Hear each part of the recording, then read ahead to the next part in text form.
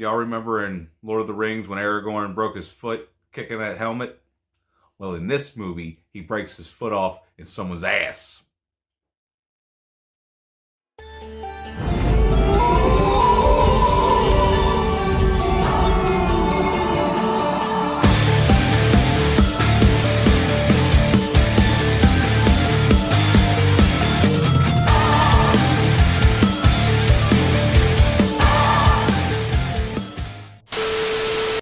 Hey everybody, it's Drewski McGillicuddy, and today we're going to talk about a movie that I could have swore I seen more than once, but apparently I only seen it once.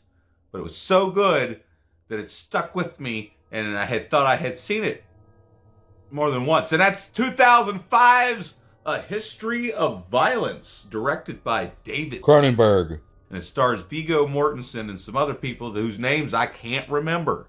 But I remember Viggo Mortensen because he makes an impression in this movie. Like, one of the impressions he makes is in somebody's throat with his foot. It's fucking amazing. So let's talk about it.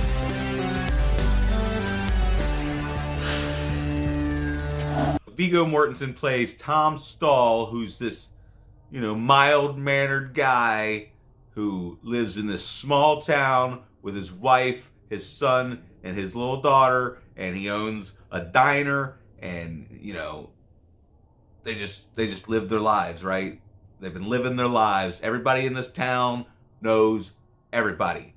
And then at the beginning of the movie, before we even meet Tom Stahl, oh God, see, I'm fucking terrible at this. It's this long, drawn-out scene with like hardly any dialogue of these two guys leaving this motel, and they seem like they're suspicious. They look like they're up to no good, and then sure enough, they're up to no good. So fast forward, we're in this podunk little town where Tom Stahl owns a diner, and these guys are just passing through, and they come in and they're just gonna rob the diner, but not on Tom Stahl's watch. He fucks them up real good. So then, word gets out that this small town hero, he saves a bunch of people in the diner, and now he's on national news. Well, then Ed Harris plays a character who recognizes him or thinks he recognizes him. Like, they don't really tell you right off the bat. Like, it kind of like leaves you thinking, like, is this really the guy they think he is? Who knows? But then obviously it is the guy because he's fucking shit up. So Ed Harris, he's got this crazy eye. He's got this crazy eye because this guy Joey, right, took a piece of barbed wire and must have fucked him in the eye hole with it. I have no idea. They don't really show it, but his eye's all messed up. But anyway, he keeps coming to town. He keeps messing with him. He's like, look, man, my name is Tom Stahl. I don't know who this Joey Sarsaparilla Cusack is. You got the wrong guy. So eventually, they overstep their bounds, and then that's when Tom steps on the dude's throat. And then he also hits the dude. Look, like, can I show it? Am I allowed to show it? Because he punches the dude in the throat with his... It's fucked up. And then he just punches his nose up into his brain with the palm of his hand. And it's fucked up. I mean, it's David Cronenberg. It's the guy that brought you The Fly, which I haven't seen in a ungodly amount of time. That's why we're not here to talk about that. After disposing of these three assholes, then he gets a phone call and says, hey, Joey, am I going to have to come to your house or are you going to come to my house? And it turns out he is this Joey guy this whole time. He's been lying to his wife, and now his wife's pissed off at him, and then his son's kind of aggravated with him, doesn't know what to call him anymore. He tells him, you call me Dad. Anyway, let's go off track for a second. I want to talk about the son because he's in high school and he's playing a baseball game in gym class, and, the asshole of the school basically hits this ball all the way back in the deep center. And then there's, what's his name, to catch it. He catches the ball. So then he gets harassed for the next, 20 minutes of the movie. They call him, a couple names. I don't want to stay on the channel.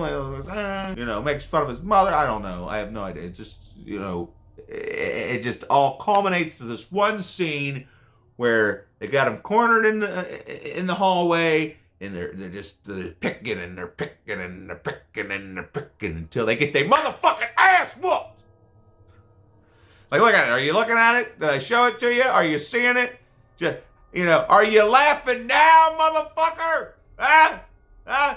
Is it funny now that you're the one getting your motherfucking ass beat? Because, it's what happens sometimes when you're fucking with the wrong person.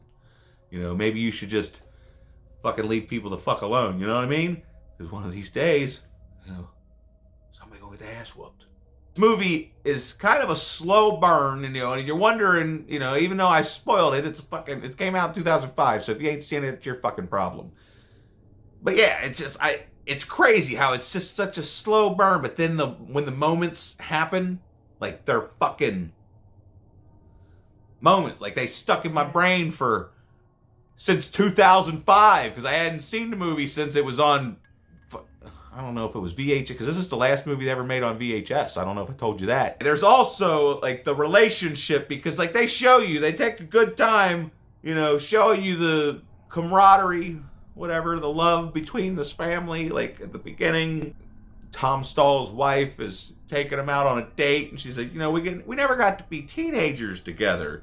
So she puts on this cheerleader getup, and then they just have one of the steamiest fucking scenes in a movie that literally doesn't show a fucking thing. And then later on in the movie, they're fighting after she finds out that he may or may not be this Joey guy.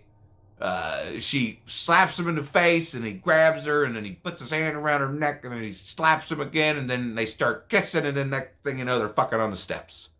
And it's fucking passionate, like hateful fucking too. But then, the attention to detail in the movie's also pretty good, because in the very next scene, she's sitting there and she got a bruise from the steps on her back. So that's pretty clever. Anyway, that's beside the point. So Tom becomes Joey to go put an end to Joey thing, because he apparently went out to the desert to kill Joey before he met his wife. And it's like, that's the thing I don't understand about this movie. Like, once you find out, I can understand you being in shock, but the way she acts, it's like, for fuck's sakes, who cares? Okay? He didn't tell you a part of his life that he tried to fucking forget. Okay? So get the fuck over it. But anyway, this movie is fucking incredible. Okay? That's all I can come up with.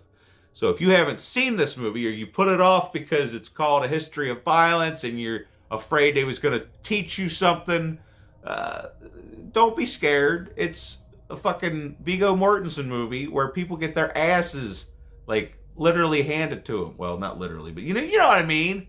It's a good time. And even when, crazy shit's not happening, even in the slow parts, it's still, engaging, because these are likable characters. They're,